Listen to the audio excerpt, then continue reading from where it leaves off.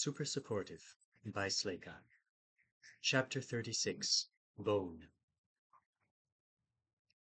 The hospital teleported Alden back to the seminarium, where he was met by the head of the medical team and Joe. The woman in charge of the campus medics was oddly friendly and casual, considering the one and only other time she'd spoken to Alden, she'd basically told him he was useless and just to do as he was told. She complimented him on his performance, gave him an actual paper certificate of merit for exceptional service, and ordered him to take 26 hours off for his mental health. Finally, Joe cleared his throat pointedly, and she left the room beaming. Did she have a personality transplant while I was gone? Alden asked, staring down at the certificate and trying to decipher the words. Ha! I haven't heard that phrase before, said the professor. And yes, she did. It came in the form of a generous bribe from Jill Nor's parents, encouraging her to look away from some anomalies with the girl's use of one of the school's emergency responders. He paused. I mean you. Alden resisted the impulse to roll his eyes. I know you mean me. I was there. Good. We need to talk. But first put on clean clothes. If I walk around campus with you in that state, everyone will think I'm a bully. Joe gestured toward a pile on the floor, and Alden was surprised to see his own t-shirt, jeans, and a pair of the one-size-fits-most sandals that were available in the locker room back in the dorms. His clothes had been in the launderer when he left this morning. Joe must have had someone fetch them. Alden felt much more like himself once he ducked into a storage room and changed. He was surprised when he emerged and found the professor standing by the massive exit doors, gesturing for him to follow. Shouldn't we just go ahead and send me to pick berries since we're already there? I'd love to, but your mental health break is already logged with the system. Since Leaf Song is your primary summoner, I can't assign you quests when they've put you on mandatory leave. We can't say I want to go to Moon Thagon for a vacation? Unless you've secretly changed species and gained an Artona 1 passport? No. Alden immediately felt relieved. He was tired and sore. Moon Thagund was eerie. This means I'll have to do more doubles later, and the assistants will be freaked when I don't show. They had a good routine in place, and someone was always waiting for their ride right on schedule. Whoever it was today would sleep in the fruit packing facility, waiting for tomorrow. I'll try to get word to my assistants. It's kind of you to worry about them, but it's wasted emotion in this case. They're mature scientists who are aware that circumstances sometimes change. They won't panic because of a single day's delay. Man with the kids might. He already had once. On the third night, Alden was supposed to take both of the children, but their father had refused to let him at the last second, despite the driver who brought them to the farm arguing with him at length. Alden had ended up leaving with the bald guy who'd ridden shotgun in the vehicle instead. He'll come to believe in your reliability as you successfully collect more and more of his fellows. Or he won't. There's no need to tranquilize him just yet, but it remains an option. Tranquilize? They exited the building, and Joe strolled in the direction of the human dorms. Aren't you calling a cart? I did, but it's the end of the day and there's a wait. We might as well walk while one catches up. Also, you get a free lesson today. Isn't that nice of me? Alden sped up to walk beside him. I do? What about the triangle of secrecy? It's a different kind of lesson. Normally, I would want the comfort of a new contract to cover all of today's events, but I could squirm out of this amount of trouble if I needed to, and you're a pain to haggle with. He smiled at Alden. Also, I just formed 9 contracts back to back with those shiny students you gifted me. The amount of weeping! I'm sure I wasn't that pathetic the first time I made a little mistake and had to swallow bad terms with another wizard to cover it up. Alden envisioned the scene he'd left behind in the jungle. Michelin guts and Stuart's blood everywhere, aspiring teen wizards puking in the bushes, Joe grinning like a maniac. The idea of all of them tattooing themselves together didn't make the picture brighter. You know, I didn't actually realize you would blackmail them all into contracting with you. I didn't even realize wizards made contracts with other wizards. He wanted to ask what the terms of the contract were, but maybe it was better not to know. Of course we do. It's nearly the oldest form of magic there is, and don't worry. Most of them will be free of me by the end of the week, their debts paid for them by their loving families. When it's all over, their places at this school will be secured, with no official scratches on their record, and I will be considerably closer to overturning my own sentence, he chortled to himself. Which brings me to the first part of today's lesson. Several of those young people who gave you such difficulty today are important. One of them is very important. It's not me you'll have to deal with if you go blabbing about them. It's their parents. Don't do it. Joe bent over suddenly to examine a plant growing in a sidewalk crack, then shook his head in obvious disappointment at it before continuing on. Alden stepped carefully over the plant, just in case it was more than a simple weed. I didn't plan to gossip about them. Good. Moving on. You did well today, Joe said. In fact, I could hardly imagine a more perfect way for you to have handled the situation. But unless I've misjudged your personality, I think it was an accident on your part. Why did you call me? Alden briefly wondered how honest he should be, but he couldn't see much reason to lie. I thought everyone was in over their heads, and Stuart was going to lose his foot, permanently, I mean. And I was worried they were going to end up feeding me to the croco squid to cover up their crimes. It seemed like enough reason to call for help. Joe's brows lifted. Ah, so it did occur to you they might intentionally arrange for you to die. He said it in a conversational tone that somehow made it more chilling. I mean, not all of them, Alden said hastily. Some of them seemed ready to get help from the school and accept the consequences. But I thought Gelnor might, and the one who kept shouting about his scholarship. You're actually much more suspicious than I thought. That's good. I was worried you were going to get yourself killed before you reached your full potential. Joe walked blithely toward an oncoming cart full of examinees, forcing it to dodge them. Alden gave the passengers an apologetic smile as they passed. I've observed that human avowed tend to be more wary of me now that I'm conspicuously powerful and accomplished. The professor gestured at his own tattooed face. Earlier in my career, when I had just earned my right to summon avowed, they regarded me with less fear. I guess it's natural to be more afraid of someone who's powerful, Alden said. Is it? I think that mindset is very species and culture dependent. At any rate, humans are, in my opinion, poor judges of the threat younger summoners represent. You are much more likely to come to harm when summoned by a beginner than a more advanced wizard. He paused. Obviously, I'm not including combat assignments in that equation. Those are universally dangerous. Alden was surprised that he seemed to be getting a how to stay safe from your summoner lecture. He had pegged Joe as someone who would throw people in the deep end and tell them they'd better figure out how to swim for themselves. That metaphor hits a little too close to today's events, doesn't it? Guess it's because amateur wizards are less experienced, Alden suggested. Less experienced, less aware of their own limits, and the limits of various species and classes of avowed, less able to see the line between a reasonable use of their helper's talents and an unreasonable one, Joe smiled. Contract-facilitated summoners are a luxury reserved for the elite among the elite. Avowed servants are a convenient but limited magical resource, and there's a certain cachet to using them. So access is restricted to the upper echelon of wizards. One big mistake is generally enough to see someone barred for life.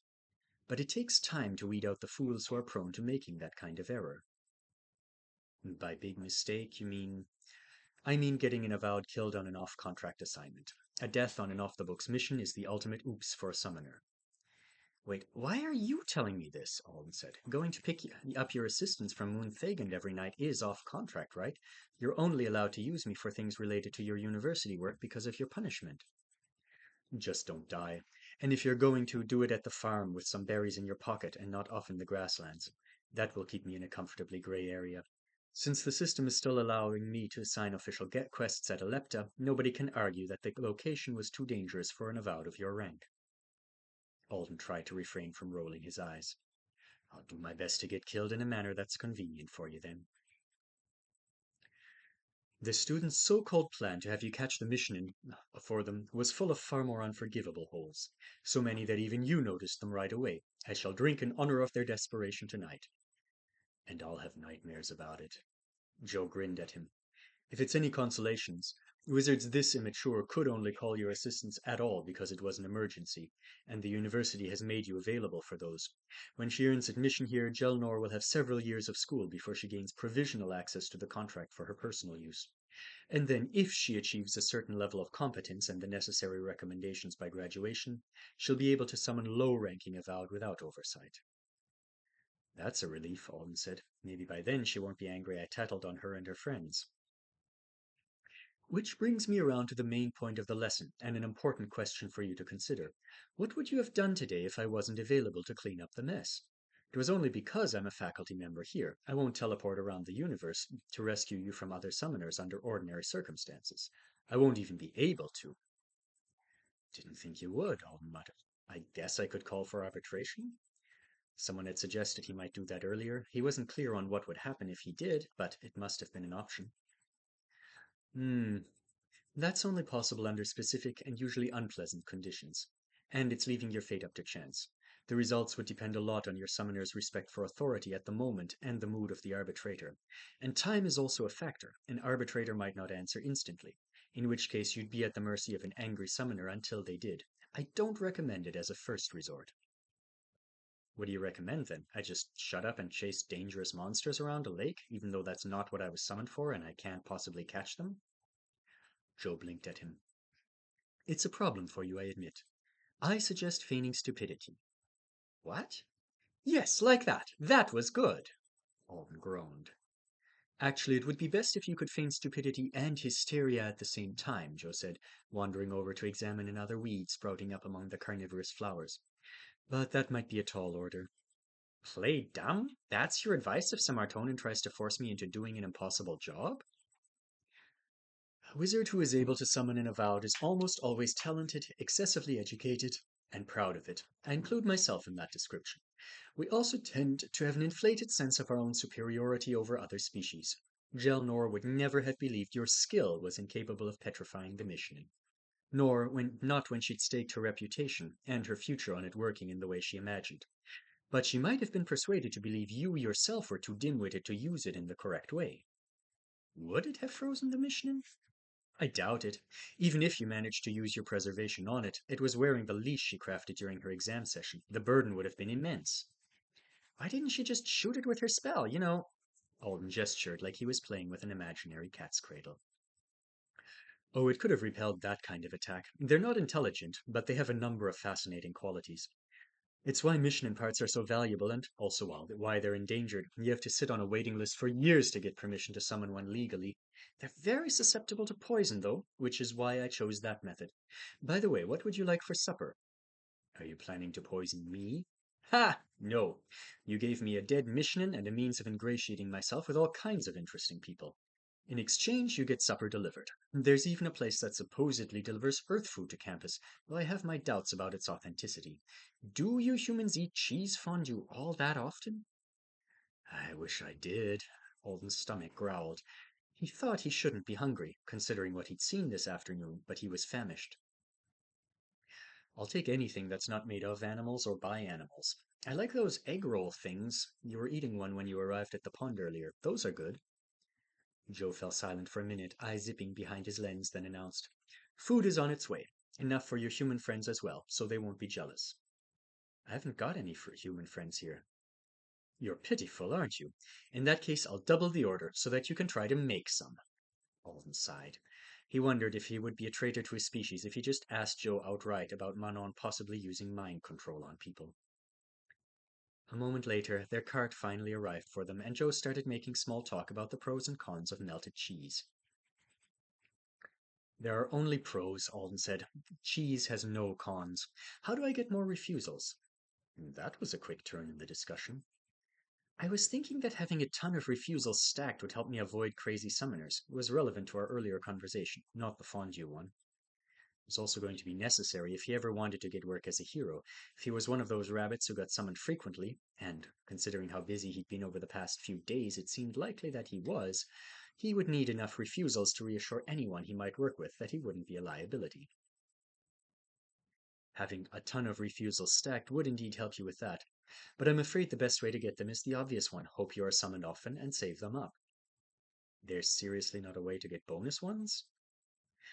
Joe squinted and thought, few that would actually feel like bonuses to the recipient, unless you like the idea of unusually traumatizing quest assignments.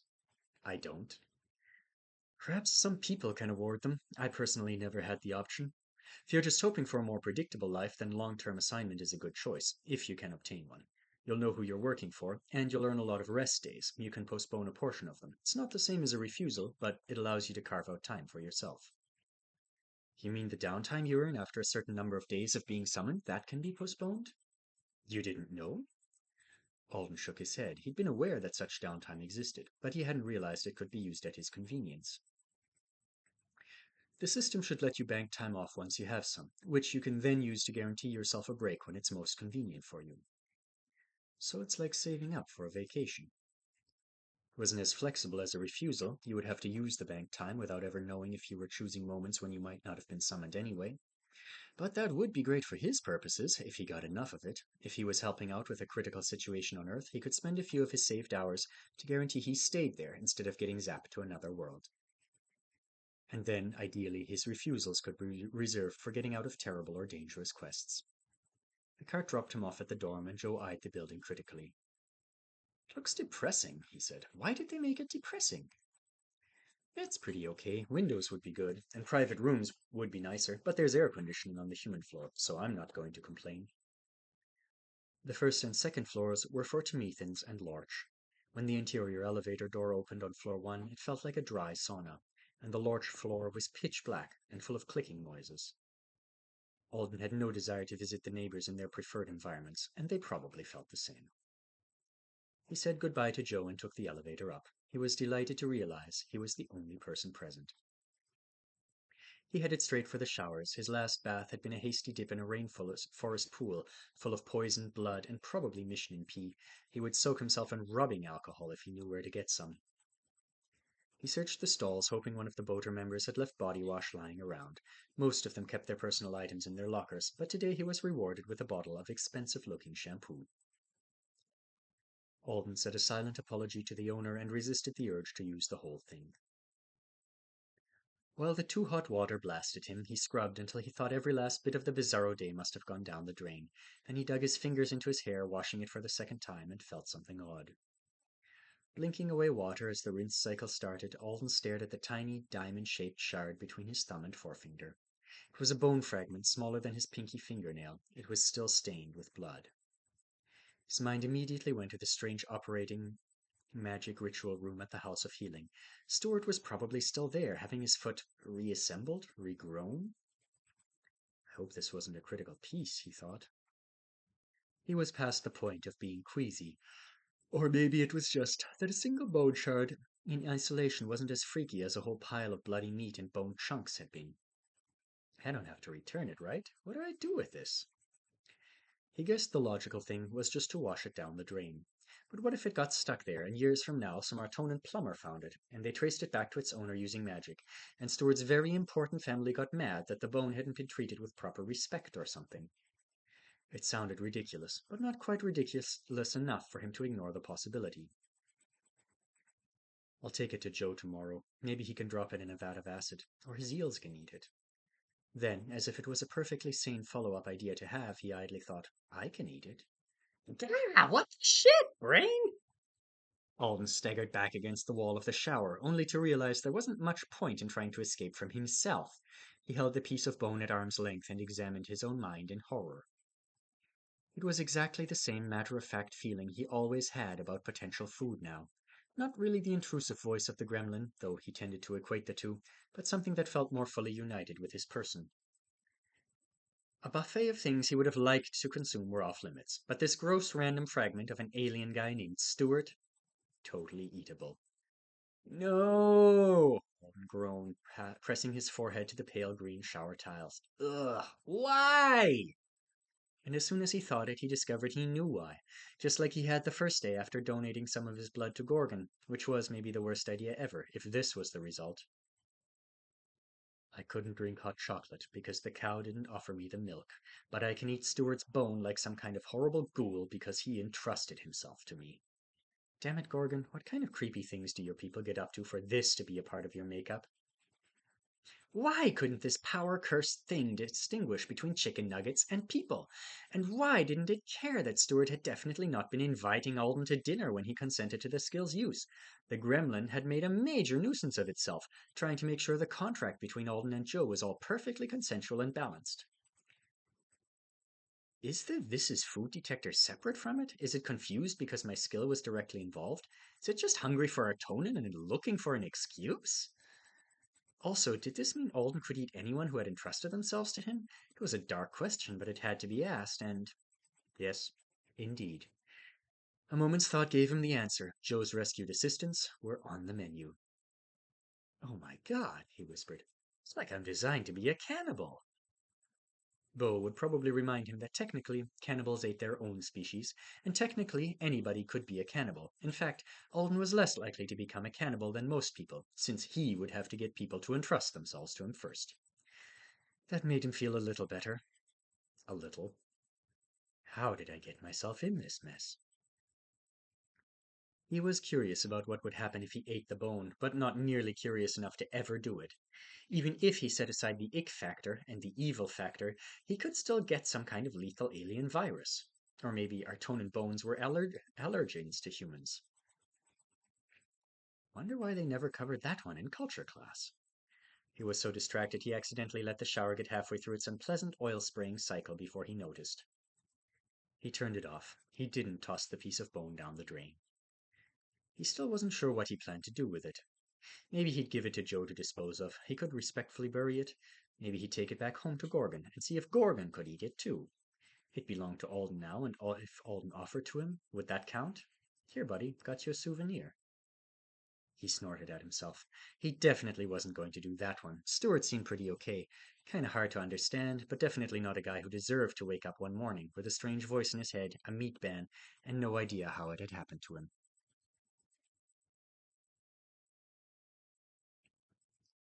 Can I tip you? Alden asked the delivery person a few minutes later. Is that all right? He was standing outside the dorm, hair still damp from the shower, signing a tablet to acknowledge his receipt of an obscene amount of takeout that had just arrived in a mini helicopter with an Artonan in a professional-looking gray uniform. Why would you tip me again? They asked in a confused voice, setting yet another container of food on the pathway. It's not necessary to begin with, and you already did it when you ordered the food. Ah, okay. Apparently Joe was a tipper. Not long after that, he watched the helicopter leave. Its blades were completely silent, in defiance of common sense. Joe really goes all out when he's saying thanks, he thought, staring around at the stacks of takeout covering the sidewalk. The containers reminded him of high-tech tiffins. Judging by the different colors and designs on each one, they'd come from multiple restaurants. Several of them were whistling and steaming like kettles. One had smoke curling out the sides, and another was covered in an exciting layer of frost. If that's anything remotely like ice cream, I'm going to swim in it. Alden wanted to eat inside, but considering the close quarters, it might not be the best idea. Some of the food was giving off strong smells. He moved the containers off the path into the short clover-like plants that the campus used as ground cover everywhere. Then, satisfied he was out of the way of foot traffic, he started opening everything. It was a beautiful experience. Every container had utensils included, so Alden took a two-pronged fork from one of them and started stabbing. The vegetables that looked like small, whole potatoes tasted like hot vanilla cake. The squares that looked like cake were savory and herby. There was nut meatballs that were kind of peanutty, and there was a pasta dish that would be a fine substitute for fettuccine alfredo, as soon as he picked up all the hateful pieces of fishy-tasting lettuce. He had more than one kind of grain bowl covered in greens and sauce to choose from, and they were all decent. A bright yellow container was entirely full of the egg rolls he'd requested, and he shoved one in his mouth while he tried to decide if he was brave enough to take a bite from a bowl of soup so spicy that the steam wafting off it was making his eyes water. There were some surprisingly awesome salads, and the container with the smoke pouring off it turned out to be a functional mini grill. It came with a second container full of food on skewers and a bunch of loose leaves that were obviously some kind of seasoning, though Alden wasn't sure if he was supposed to put them on the food directly or add them to the smoldering burner. Altogether, it was enough food for an army. I should share. The standard supper offerings would be available in the Avowed dining area soon. It was always fine, but this was much better. And it wasn't the boaters' members' fault they were hard to get along with, or at least he didn't think it was completely their fault. Manon was probably nudging them towards disliking and excluding him for her own purposes. Before he made his decision, he carefully pried open the lid on the frosty container. To his delight, it was frozen dessert. It was packed in, filling the container to the brim, and the flavors were in stripes like Neapolitan ice cream. The texture was halfway between sorbet and shaved ice, and one of the flavors was definitely wevy, but it was close enough. System, can I voice call Naya, the human avowed who lives at the dorm with me? Naya was the younger woman with the bright red streaks in her hair. He didn't know anyone's last name, but he doubted the system couldn't figure out who he meant, and a local call should be cheap. It took a couple of minutes, but she answered. What do you need? She sounded annoyed. Alden gritted his teeth. He almost said, nothing, wrong number. He could always trash the leftovers or drop them off on the Tamethan floor, but he didn't want to be part of the problem. Hey, sorry to bother you. There's a ton of extra food at the dorm. The professor in charge of the labs had it delivered. I'm having a picnic. You guys are mostly done with work, right? You should come. Oh, Naya said, surprised. Is it enough food for everyone? Yeah, we're loaded. No meat, it's all vegetarian, but it's pretty awesome. Plus, there's ice cream-ish stuff. How ice cream-ish are we talking? She asked with a laugh.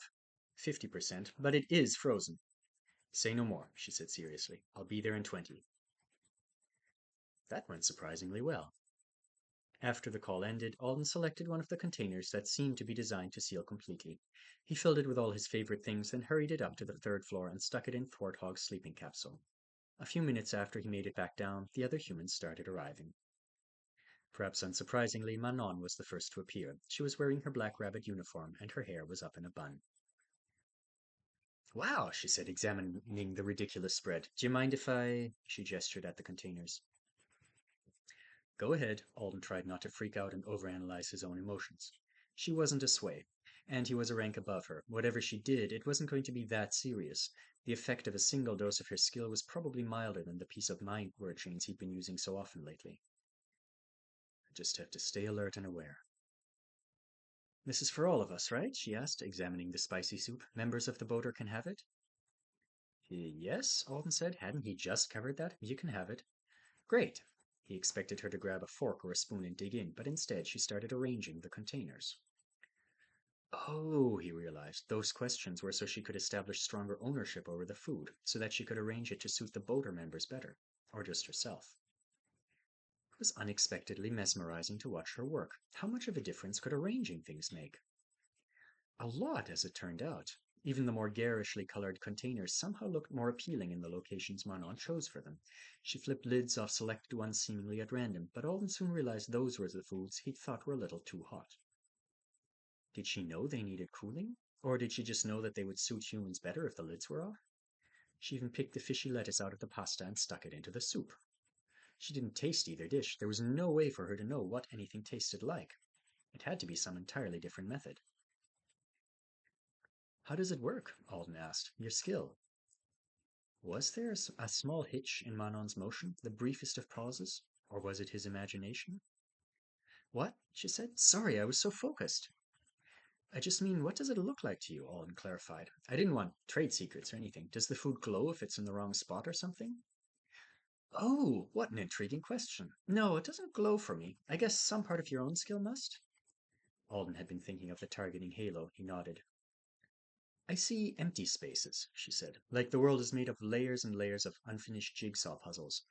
I pick the right puzzle for the occasion and I try to fill in all the empty spaces as best I can with the objects I have available. Alden couldn't picture that well at all. Were there a bunch of lettuce-shaped holes in the soup? He asked, perplexed. Yes. Really is like a jigsaw puzzle, I guess. Just before the others started to arrive, she took a knife and carved the cake-tasting potatoes into roses. She placed each one in a different container in the perfect spot to somehow make it look like the feast of miscellaneous parts all went together flawlessly. Alden didn't understand how it worked, but it did. And in a way it answered a question he hadn't wanted to ask. If Manon didn't have a piece that naturally fit into her puzzle, she could always shape one herself. Soon there was something that felt like a party underway on the clover lawn in front of the dorm. Everyone was excited. They wanted to hear about Alden's day and the emergency, and they didn't seem to care that he could only give them the foggiest of details about what had happened. A couple of them even started to give him advice about life on Isidora, and the medical team guy, who always wore nice suits, Chris, mentioned that he should reach out on the main hospital on the island and ask about volunteering. Then at some point Alden couldn't pinpoint, no matter how hard he tried, it began to shift. Conversations became just a little more awkward than they should have been when he joined. He caught the occasional annoyed sigh or glare directed his way. The angry guy made a snide comment about some people having all the luck. Alden carefully avoided looking at Manon, and when it became too uncomfortable, he just bowed out. It would look strange if he stayed when he'd always gone out of his way to maintain his distance before. As he climbed into his capsule, more than willing to take advantage of the private space even if he wasn't sleepy yet, he wondered what kind of puzzle piece he was. Had she just slotted him into place where she wanted him? Or was he the only spare she had brushed off the table? Either way is fine for now, I guess. I just need to get back home and away from her while I decide what to do. He opened a small panel in the wall of the sleeping pod. There was a narrow shelf for personal items there. It was empty. Alden took the gifts he'd gotten from the treat bowl in the doctor's office and lined them up. There was a lump of glittery black molding putty, a whistle that produced a different random note every time you blew on it, and a small stuffed toy in the shape of a bright blue rabbit. It was little kid stuff, but it made the capsule look less sterile. The rabbit's tail and wings had wires in them so they could be repositioned. Alden entertained himself by making the small reptilish animal look like it was poised to take flight. Then a thought occurred to him, and he took the bone shard he'd been wondering what to do with and stuck it into the modeling putty. He rolled it into a perfect ball and set it back on the shelf. Just an ordinary collection of knickknacks for an ordinary guy, he said to himself. He took a sleeping pill that night, and as he lay staring up at the ceiling of the capsule, gradually growing more and more groggy, he kept telling himself that it was only 7 more days. 1 week, just one, and he could sleep in his own bed, in his own house, with his aunt making too much noise in the middle of the night and his friends just a short stops away by bus or train. Maybe I'll go back to school instead of trying to think of a way out of it, he thought. It sounds so easy right now. Just sit in class. Raise your hand every now and then. He yawned. Would be nice.